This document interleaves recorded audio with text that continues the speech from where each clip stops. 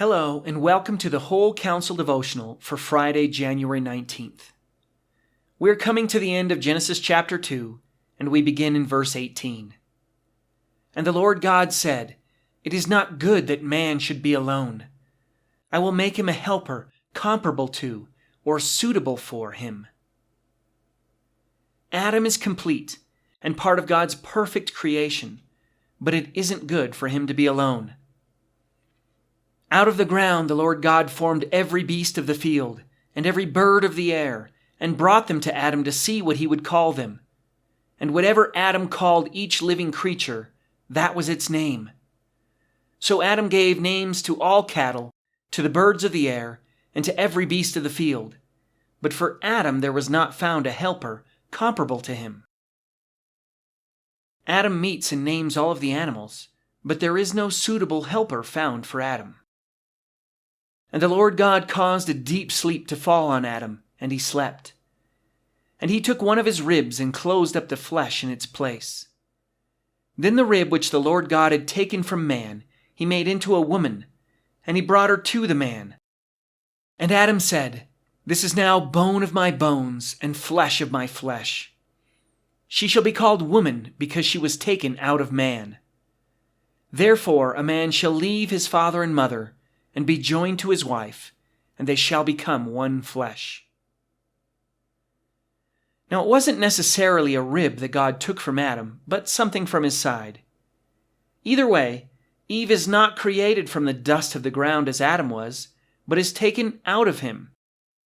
Adam was complete, but he was still alone, and God took from Adam in order to make Eve.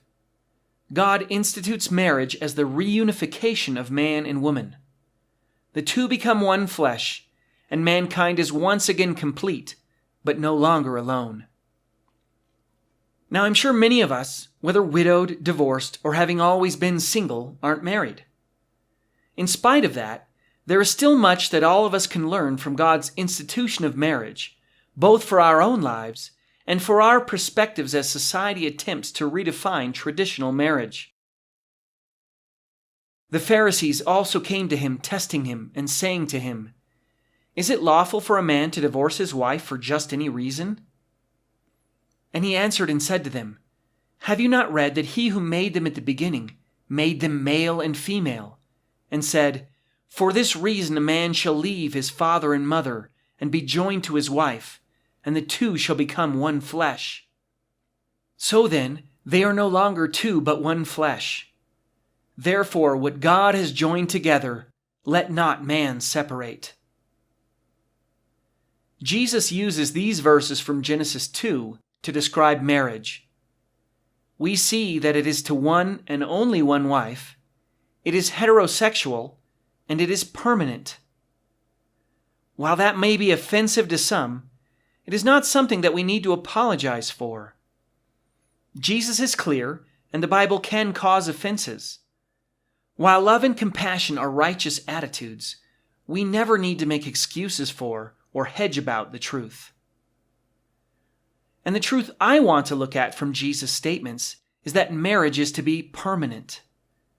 When we marry, we aren't joining ourselves together. God is joining us as husband and wife. If God has joined us together, we must not separate ourselves. This could be a source of condemnation for some, but it shouldn't be. If you're divorced, the past is in the past. If necessary, ask God for his forgiveness, and you have it. Instead of condemnation about our past, I'd like to look at Jesus' words once again and use them as an encouragement to all of us. While the context of Jesus' statement is marriage, he uses words which apply beyond just that relationship. Therefore, what God has joined together, let not man separate. Where else has God joined us together? Did he lead you to your job? Stick it out until he tells you to find another. Did he put you in the city you live in? Don't leave unless he moves you. Did he place you in that relationship you have with your friend?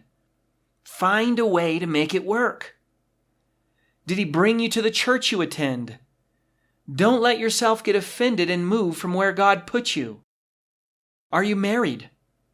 When he or she drives you so nuts that you just don't think you can take it anymore, remember that you don't have a contract with the state. You have a covenant before God, and that He joined you together. The Lord bless you and keep you. The Lord make His face shine upon you and be gracious to you. The Lord lift up His countenance upon you and give you peace.